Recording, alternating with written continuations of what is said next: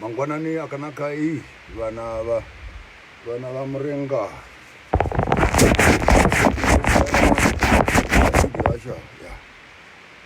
mangwanani akanaka iyi vana vamurenga vana vatovera imi vana veZimbabwe tinokuchingamidzai tinokukwazisai mose tinofara zvakare tavonana nhasi svondo tiri kuno Joni mandibata ndiri mukati meprogram tiri kumanya zvezvi kuti tipinde kuti rekodhe program ye Starsat tiri pasatellite dish channel 500 on your Starsat patinotaura hedu nyaya dzeAfrican nhasi kwakanaka kana une nguva try and tune in to the program. We are interviewing tinotaura naShe Bungane tichitaura nyaya dzemichato nezvinhu zvinofana kuitwa nechivanhu nechikaranga kana vanhu vachichata inyaya yakanaka chose yatinotaura nhasi. Ndichaedza kuti pandinopedza pano toisa paFacebook live papeji yangu munogona kutevera ipapo. Tine hurukuro yakanaka chose nhasi nyaya dzemichato nyaya dzepfuma marovoro ng'ombe dzovumai ng'ombe dzovubaba nei nezvirango zvinofana kuitwa nemunhu kana achirovora umwe munhu.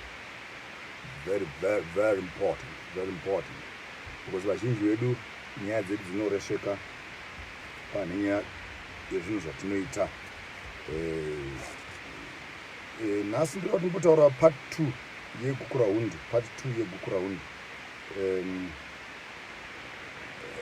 let me just get some notes here so I can file my mind properly.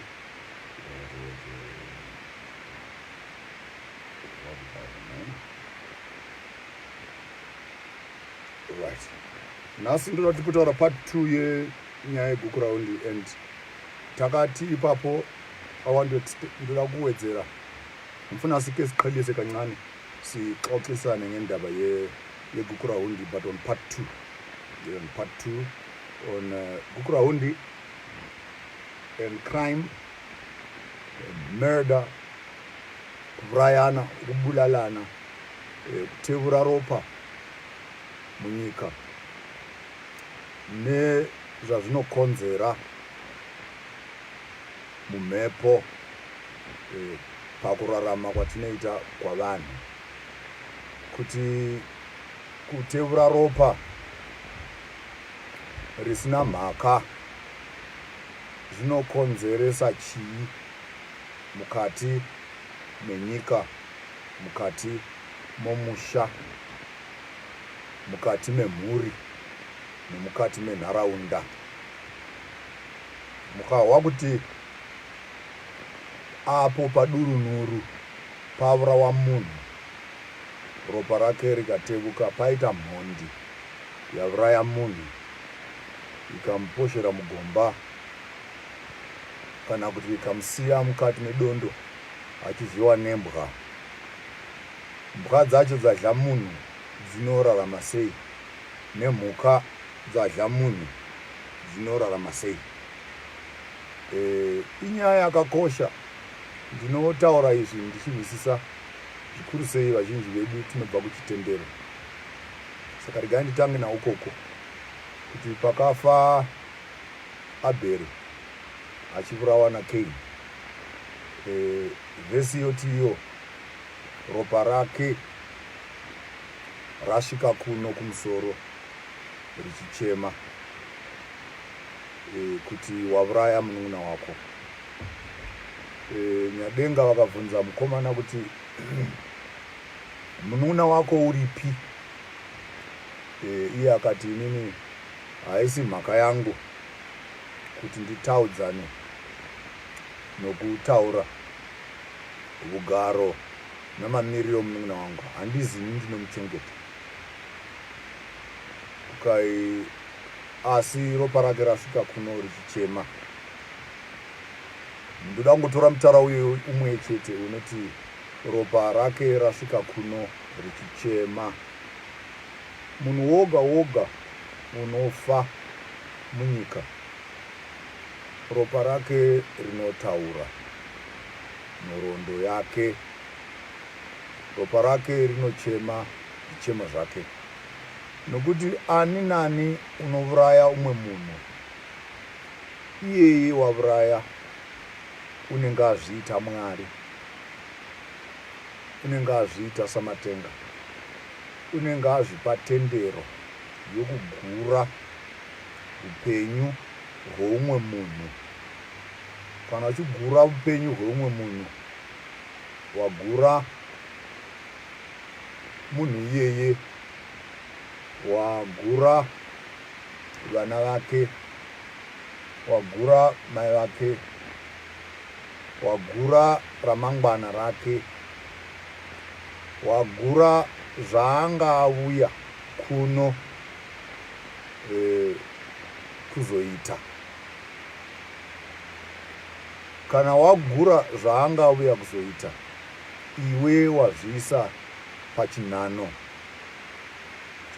chaMwari. Kuuraya umwe munhu kuzviita Mwari, nokuti iwe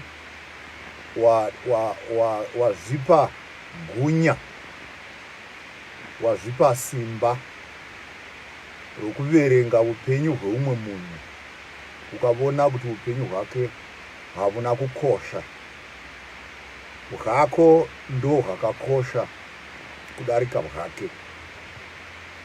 Wazvipa simba rokudambura nokubvanganyura nhoroondo yomunhu waunouraya. Iwe pachako kana uchiuraya umwe munhu, uri kuti iwe ndiwe Mwari, ndiwe une tendero yokuraramisa vanhu, ndiwe une tendero yokuuraya vamwe vanhu. Zvingaitika mudzimba kuti varume navakadzi vanokonana, zvingaitika munharaunda kuti vanhu vanokonana, asi hakuna munhu une tendero yokuuraya umwe munhu, kunyangwe zvakaminama sei. Ungawana murume wako ana umwe mukadzi, ungawana mukadzi wako ana umwe murume, ungawana zvinosemesa, zvinohlisa kudarika zvaunofunga, hauna tendero yokubata upenyu hwoumwe munhu, wogura upenyu hwoumwe munhu. Iwo zvipa tendero kuti ndiwe waita Mwari, wavona kuti uyu munhu uyu haatendegwi kurarama. Iwe woti saka nokuti zvaaita izvi, wazviita kana kuti wazviita munyika make, mupfungwa dzake nomundangariro dzake, achiona kuti ndo zvaanoda kuita iye munhu iyeye. Iwe hausi mukati make, hausi Mwari kuti ungapinda mukati muupenyu hwoumwe munhu wofunga iwe une upenyu hwako ka hunokushupa, wotora upenyu hwako nenhamo dzako dzausati wapedza kugadzira, wopinda mukati muupenyu hwoumwe munhu, woti iwe zvaunoda kuti iwe zviitike pauri, zvaunoda kuti iwe uite, ndo zvinofanira kuitwawo nouyu waunotaura naye. Hakuna muntu empilweni une mvumo, une gunya lokunciphisa, ukunqawula, ukuphula, nokwehlisa, nokucisha impilo yomunye umntwana. Kungaze konakale kangakanani, kungaze kube licala lenhloboni, akekho umuntu onemvumo yokuthatha amandla awezulu umuntu azifakele yena igunya lokunqamula impilo yomunye umuntu. Ndo zvinokonzera kuti vanhu vapenge izvozvo mukati menyika, ndo zvinokonzera zvipusha mukati memisha, ndo zvinokonzera ngozi mukati muupenyu hwavanhu, ndo zvinokonzera zvavanoti izvo ifu elimnyama phezu kwempilo yekhaya, phezu kwempilo yomuntu, ngoba umuntu uyabesuke wabamba impilo yomunye umuntu. Hakuna munhu unouraya umwe munhu, munhu iyeye akasara ari normal. Hazvigoni kuti ungauraya umwe munhu iwe wosara noupenyu hwako uchiti uchasara uchirarama mukurarama. Nini Marara, mwana wamuchena, vana vhudzi jena, vana vapfumo jena, vanopemberana machira machena, ichiteerera nyaya yacho chinongoperana chena chena chena. Kuchena kaeka ndokuchena kwomweya, ndokuchena kwamavoko, ndokuchena kwamabatiro, ndokuchena kwokusafarira kubata zvinosvina. Saka tichinzi vana muchena, vana vhudzi jena, kufarira buchena, kufarira buchene, kufarira kunaka kwezvinhu, kusabata zvinhu zvine svina zvinosimbisa vazhinji. Vanhu vazhinji vanopengeswa naizvozvo zvokubata nokuuraya vamwe. Teererai zvakanaka vana vamurenga. Chinyakare choti icho varume kana vaenda kuhondo, kwandogwiwa kuhondoka kunourawa vanhu,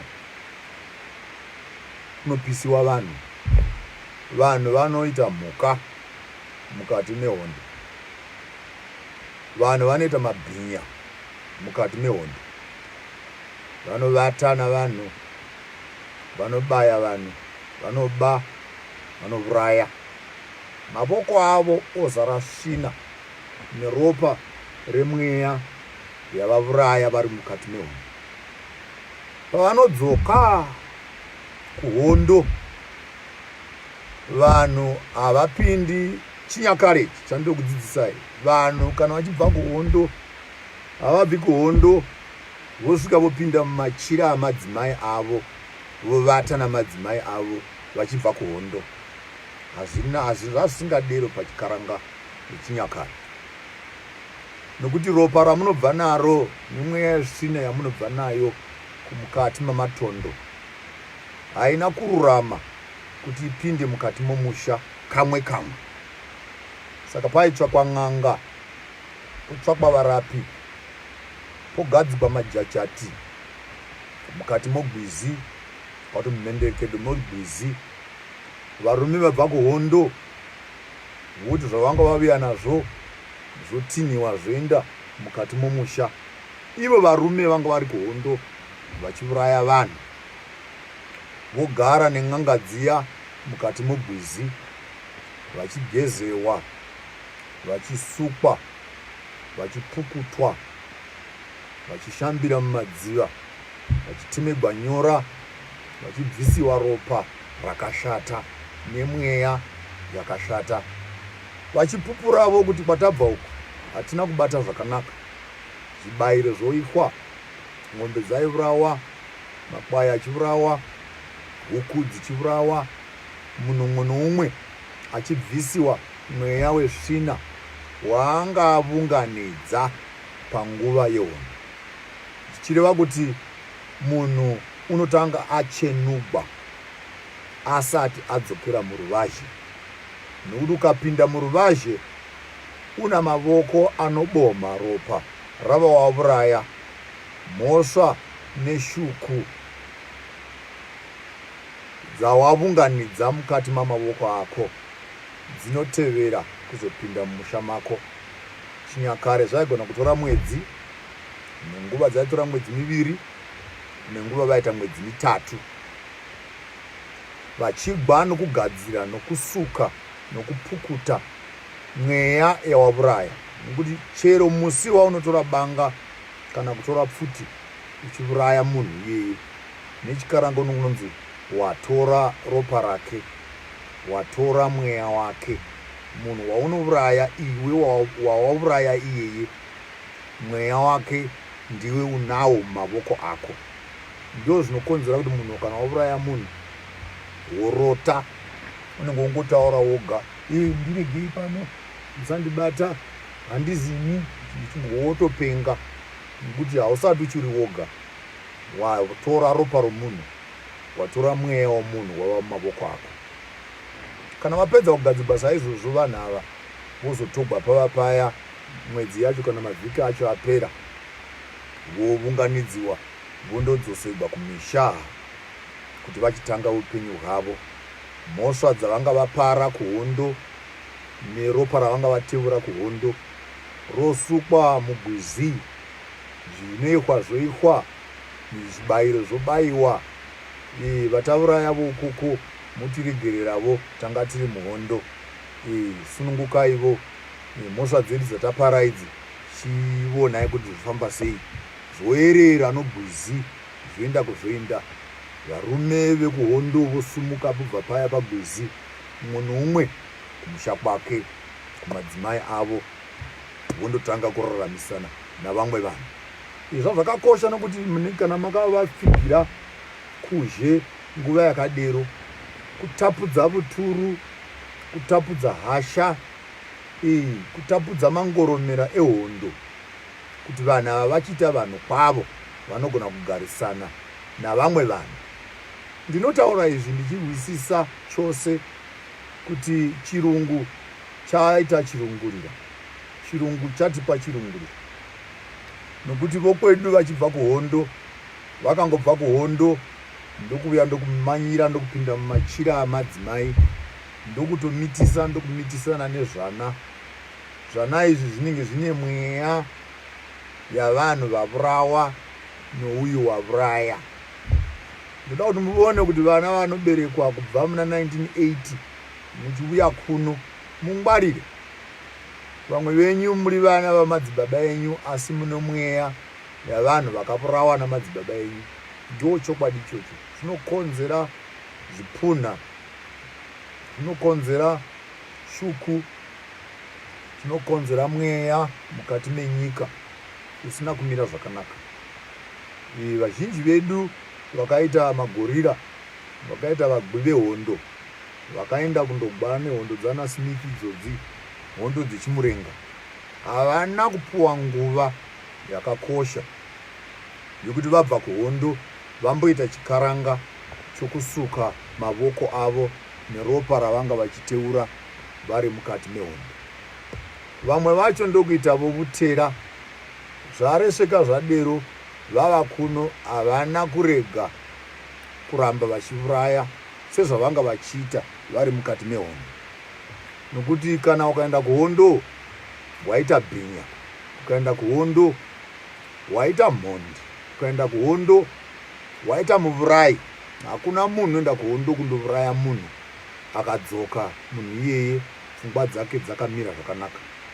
Pfungwa dzose dzomunhu dzinofonyoka kana ukatarira mumeso omunhu wawauraya, nyangwe iri hondo, nyangwe tichigwa, nyangwe tichidini, paanotandadza munhu iyeye akakutarira, pfungwa dzako dzinombopesana zvishoma nemi.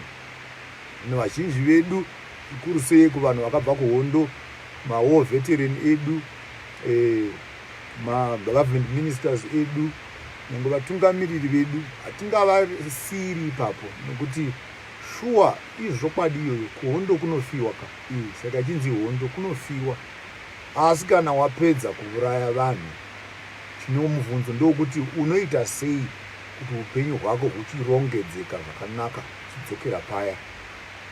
Saka nokufarira chirungu, vanhu vakangoona sokuti no independence is here, vachipedza independence vanhu ndokutenda kumisha yavo ndokutanga kurarama saizvozvo. Hatikangamwe zvakare maurayirani atinoita mazuva ano mukati mekurarama kwedu neropa ratinge tichingounganidza iroro, zvinoresva mukati muupenyu hwavanhu unorarama nahwo. Hakuna munhu une tendero yokuuraya umwe munhu mukati muupenyu huno. Saka mobva kuhondo kuya, kana masukwa manaka, mosvika mopinda mudzimba dzenyu ngondongondo, hai, motanga kurarama muchienda mberi muchaona kuti vazhinji vedu vakomana vehondo mawar veterans vazhinji vacho kungoti hazvitaurwe vazhinji vacho nyangwe nanhasi tichitaura izvozvi vanopenga vazhinji vacho havagoni kuvata vanomwa doro vanosuta forya vanhu vembanje vachiedza kutsikirira mweya inoramba ichingovashupa nekuti hazvibvi nechirungu hazvibvi neflag hazvibvi nenational anthem hazvibvi nokungoti we are free now, we are in a free country. Zvawaita iwe uchibata namavoko ako nyange uri mukati mehondo zvinokutevera zvigokushupa zvigokudzinganisa kusvika iwe nemhuri yako. Nhasi mawar veteran edu mazhinji vari kutambura vari mukati medzimba dzavo, vari kuhurumende vari kuhurumende, vari kumasoja vari kumasoja, vari kumapurisa vari kumapurisa. Asi ukavatevera vose ivavo kana vasina kuita zvinhu zvakanaka kusuka nokubvisa mweya neropa ravanhu vavakauraya mukati mehondo, nhamo iyoyo inovatevera kusvika vandofa. Motora vanhu ivavo vasina kusukwa muvaisa mukati mehurumende, muvaisa mukati mokubata nyika, mopa vanhu ivavo vana mavoko ane ropa anoboma ropa, moti chitongai chisundai Zimbabwe iinde mberi. Muchavona kuti savana veZimbabwe nyangwe tikafa tikashanda tikabuda ziya muchatuka mukapopota kusvika mahwisisa savanhu kuti ropa rinotevuka richinda mavoko omunhu rinopfuka, ropa rinotaura. Naizvozvo panodikanwa kuti pasukwe munhu nomunhu wakauraya munhu unofana kuti asukwe panyaya iyoyo, kuitira iye. Mhuri nemhuri yakatevura ropa inofana kuripa pamakatevura ropa, muripewo panoripika. Kana maita senyika munoripawo senyika. Saka it's a personal cleansing, it's a family cleansing, it's a community cleansing, and I'm also advocating for a national cleansing. Kusukwa kwenyika yose, chipedza kusuka nyika yose, kukuzvisa vachena kaeka, ndokuita vana muchena ukoko, ndokuita vana vhudzi jena ukoko, uchangambiri uhwohwo hwokuti hatibati zvinesvina. Patakareswavo tovuchiravo, apa tareswa patakanatsavo pururudzaivo wamandangadzirira. So tinoona kuti nyika yedu yeZimbabwe iri parumana nzombe, nokuti tikasafunga zvakanaka kuti tovaka sei, togadziridza sei patakareswa, tovumba sei patakaputsa, toripa sei patakatevura, tosukwa sei patakachapadza, hakuna kwatinoenda.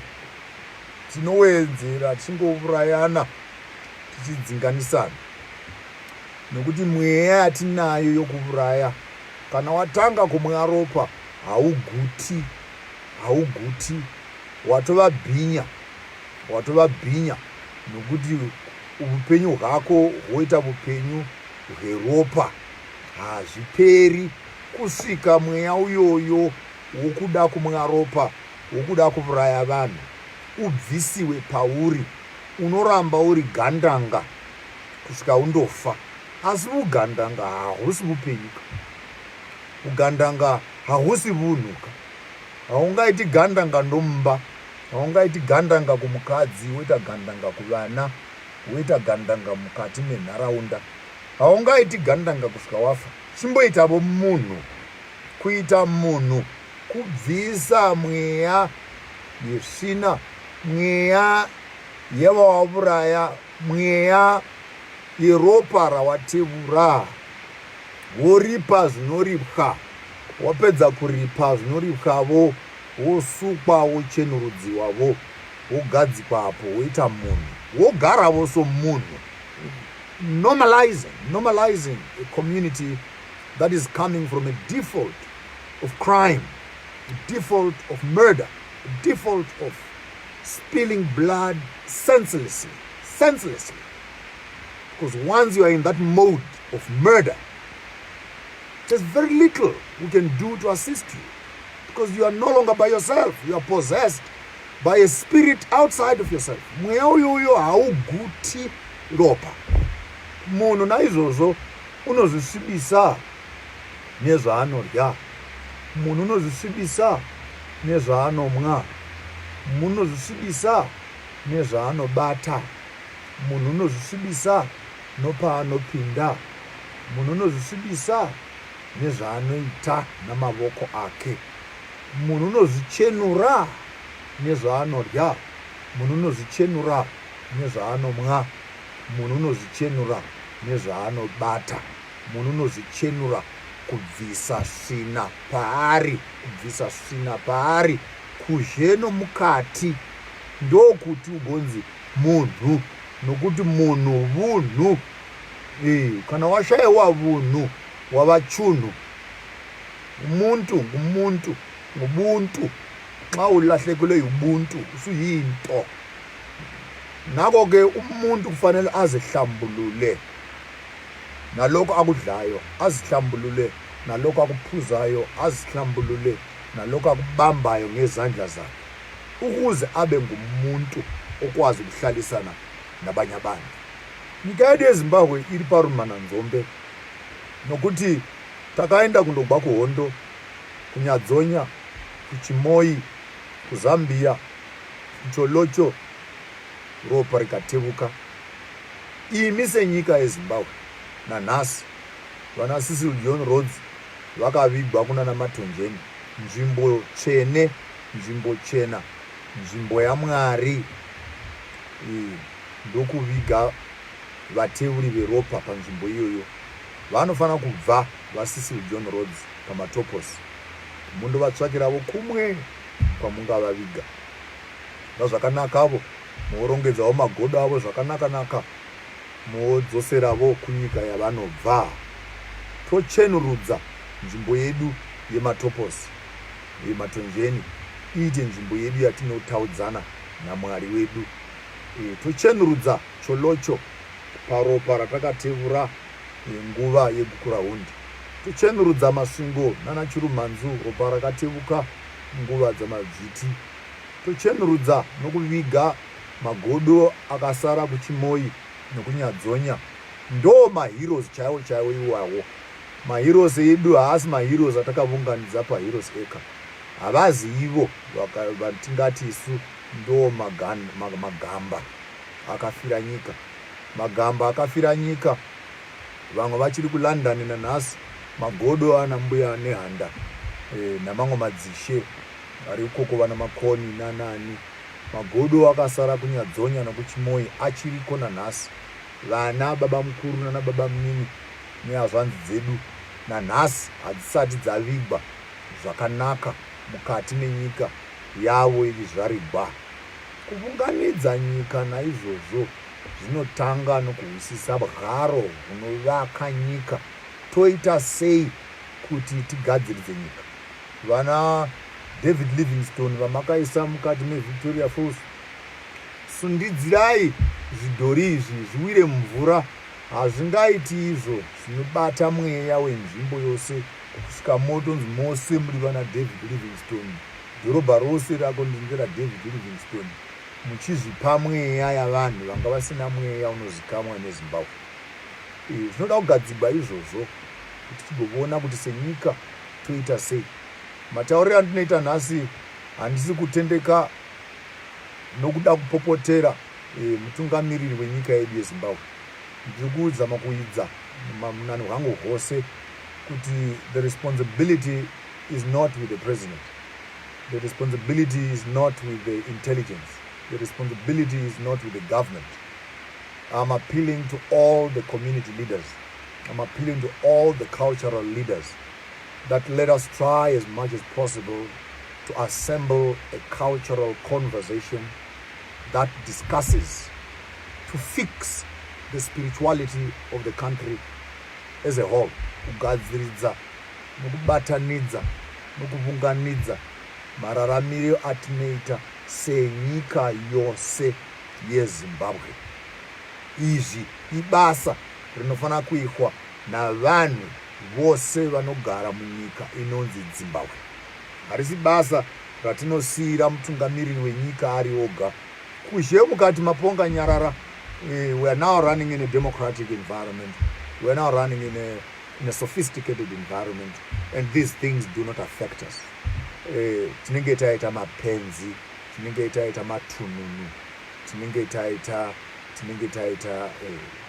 tatapwa pfungwa, nokuti zvandinotaura izvi zvinoshupa nyangwe vakuru venyika, ma-CIO mose makanditeerera, mapurisa mose makanditeerera, masoja mose makanditeerera.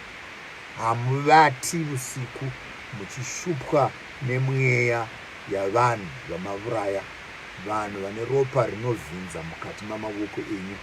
Handisi kugwa nemi, ndingoti todii senyika yose yeZimbabwe kuti tichenurudze mweya, tichenurudze nyika, tigowana gwara rinoenda mberi. Mibvunzo yandinovhunza nhasi haisi inowanikwa ku we need a better economic strategy.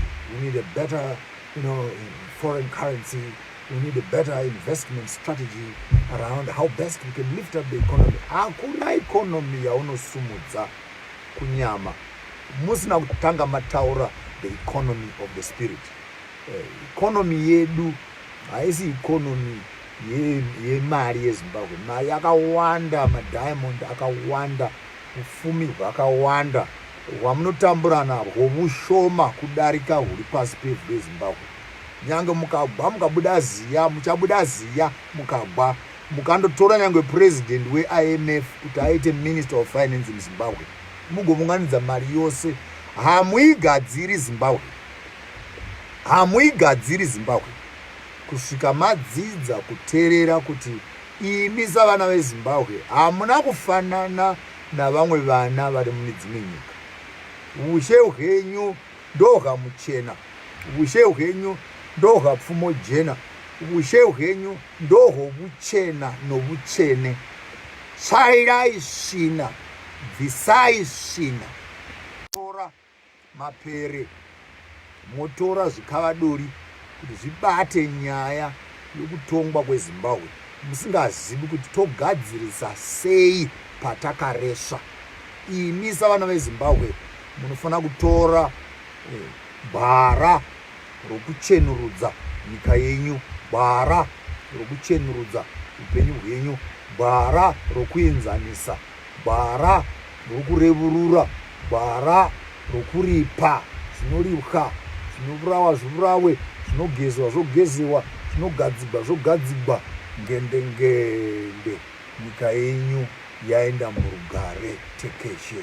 Tingati vana vafara, mhepo tapfigira kuzhe, tagara munomba yava mhurikai, takurarama zvakanaka. Tinorarama zvakanaka kana tadzidza kuti tinovhara sei, tinopfiga sei mikova inopinza mhepo mukati menyika yedu. Naizvozvo nyaya yegukura hundi inoda kuripwa, nyaya yamadzviti inoda kuripwa. Vakafira Mozambiki vanofanira kuuya muZimbabwe vavigwe zvakanaka. Vakafira Zambia, rongedzai magodo ose muvige zvakanaka. Imi munouraya vanhu muchikanda mumigodhi, munonzi muri mapurisa, vamwe ma-CIO. Tinongokutora pano wonyangarika, ningi wafa, ningi wafa. Torai munhu uti ndai murasha kumigodhi yokumangura, ndai naye kugona renzou, ndai mundorasha uku, ndai mundorasha, muchingorasha vanhu, muchitora vanhu, muchiuraya, muchirasha vanhu. Munozvisiyira mhosva nenhamo neshuku nengozi mukati memisha yenyu iyoyo. Ngozi isingabati yoga, inobata dzinza renyu, inobata nharaunda yenyu, igobata nyika yenyu yose. Nyika yeZimbabwe yakazara ropa rinotevugwa, risina munhu unogona kusumuka ati ngatigadzirei tirege kuuraya vanhu vasina mhaka. Hakuna munhu une tendero yokudzima upenyu hwoumwe munhu. Munhu iyeye wazviita Mwari.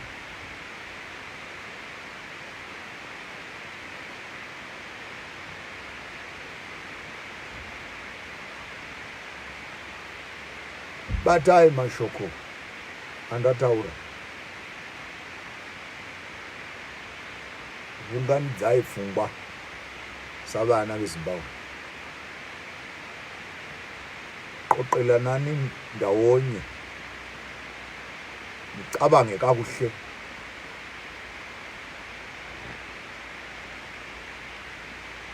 tiwane zhira namafambiro atingaita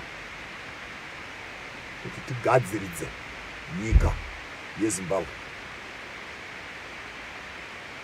Hazvigadzigwi namaTV, haisi nyaya yamaSMS, haisi nyaya yamaFacebook, haisi nyaya yepolitics, inyaya yokushayiwa uchena, inyaya yokurarama musina, inyaya yokukonewa kugadziridza pakaresheka, inyaya yokukona kurika. Mhosva inorika, mhosva inorika. Ndosumudzavo mashoko iwawa muti muwagamuchire mukuzviremekedza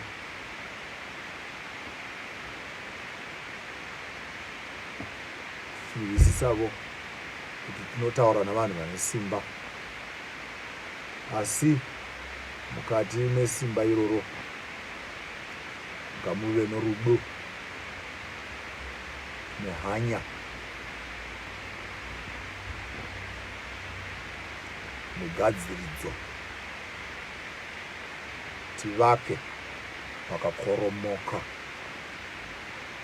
ndokuti nyika yedu igobudirira mabudiriro atinoita. Kukura hundi inhamo yedu tose, vanoburawa namapurisa namaCIO vachiposherwa mumigodhi inhamo yedu tose.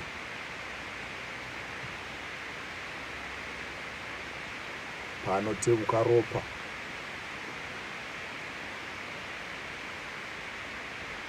ropa rinotaura.